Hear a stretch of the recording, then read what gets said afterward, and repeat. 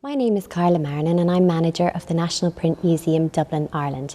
I've been working here close to 5 years. With the advancements in new technologies, letterpress printing in the commercial sense was being made redundant in Ireland in the 1980s.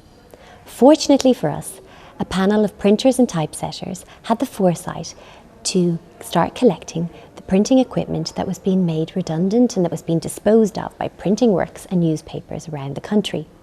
And thus the idea of an Irish print museum was born. We are located in the Beggars Bush Barracks, south of Dublin city centre. We are in the old garrison chapel of the barracks, which dates to 1857. The Beggars Bush Barracks was involved in many important events in Irish history. In 1916, one of the bloodiest battles of the Rising took place only a stone's throw away from the Beggars Bush Barracks. It was the Battle of Mount Street Bridge, which took place on Haddington Road and Northumberland Road.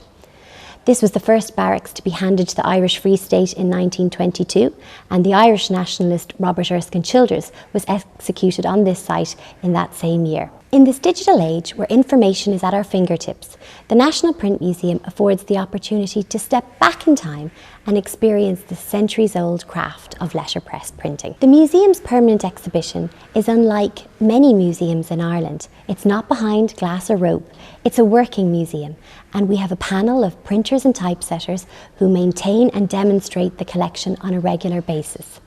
We run a very busy educational and cultural programme which involves guided tours, demonstrations, workshops and training programmes, and we take a very hands-on approach to our interpretation of the history of printing. Coming up to 1916, the museum is looking at commemorating this important year. And one of the projects we are undertaking is the printing of a replica of our 1916 proclamation. The museum is very fortunate to have a Wharfdale stop cylinder press. This is the type of machine that was used to print the proclamation. And in addition, we have on loan an original copy of the 1916 proclamation. My name is Greta Halpin and I'm the Education Officer here at the National Print Museum. I've been working here for the past 3 years, and today I'm going to speak about the printing of the 1916 proclamation. The proclamation was read aloud by Patrick Pearse on the steps of the General Post Office on Easter Monday, the 24th of April 1916. This remarkable document proclaims independence, justifies rebellion, and offers a vision of Ireland where freedom and opportunity are the rights of all Irish citizens. This document has influenced Irish people all over the world ever since. We're very proud at the National Print Museum to have an original copy on display. The proclamation is also very interesting from a printing perspective. It was printed in secrecy in the old Liberty Hall in Dublin city centre on an old Wharfdale stop cylinder press, much like the one on display at the National Print Museum. It was printed by 2 compositors and 1 printer. The 2 compositors were Michael Malloy and Liam O'Brien, and the printer was Christopher Brady. During this period, type in small printing shops sometimes ran out. And what the gentlemen found when they began the printing of the document, even though they had sourced type from different print shops all around Dublin, so they realised that they wouldn't be able to print the entire proclamation in one go. To combat this, what they decided to do was to print the document in 2 halves. So they set the first half of the proclamation, printed it on the Wharfdale. When that was completed, they disassembled the type and reset it into the second half, placed it back on the bed of the press, inserted the half-printed sheets and press print, and then printed the entire document.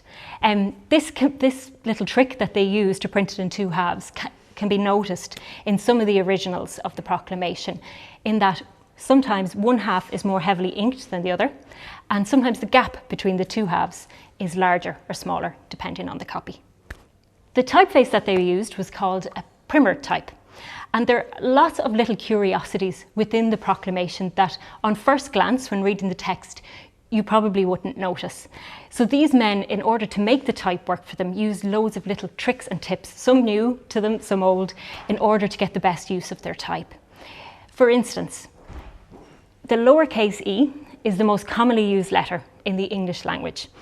and they found that they were very short on lowercase e's. So what they did was they used a different typeface, or font as it's known today, throughout the document.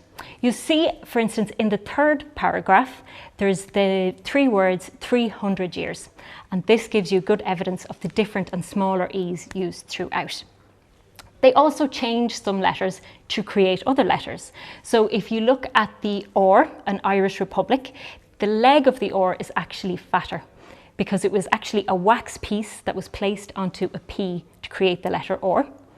Also in the 5th line, in to the E in the is actually an F with a wax leg put on it. And you can see it's actually coming away to reveal that it was originally an F.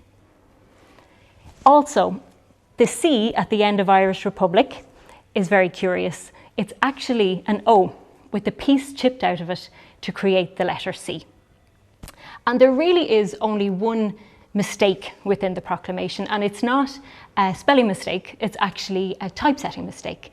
In the very last paragraph, if you look at the words the protection, the E is actually upside down. So this just shows that they worked under such pressure and only made one small mistake. So because of the time constraint, the lack of type, working on a dilapidated press, and the fact that they were in a very small room, it took them a long time to get the document completed. They started work on the morning of the eve of the Rising, Sunday the 23rd of April, and finished it that night. There's varying accounts as to how many copies were printed. One of the gentlemen says that 1,000 copies were printed, but the 2 compositors say 2,500 copies were printed, but only 30 are known to exist. When the proclamation was completed, they posted it throughout the city on pillars and walls, but through the week of fighting there was lots of fires around the city, so the majority of them didn't survive.